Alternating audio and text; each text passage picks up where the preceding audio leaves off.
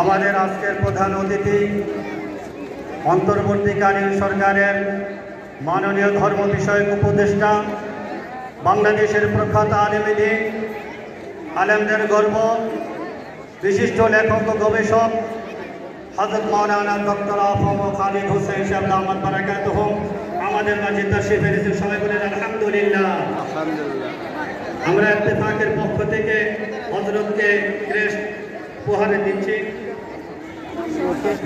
Crest দিচ্ছেন আমাদের ইত্তেফাকের সম্মানিত সভাপতি জামিয়া হুসাইনিয়া ইসলামিয়া জামাত মাদ্রাসা স্বনামধন্য মুহতামিম হযরত মাওলানা বাহাউদ্দিন জাকারিয়া সাহেব দামাত বারাকাতুহু, ইত্তেফাকের সেক্রেটারি হযরত মাওলানা লোকমান মাযহারি দামাত বারাকাতুহু সহ মিরপুরের শীর্ষ উলামায়ে কেরাম।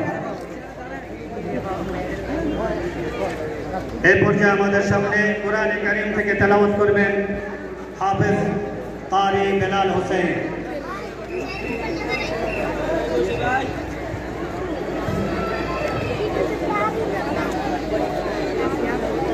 أعوذ بالله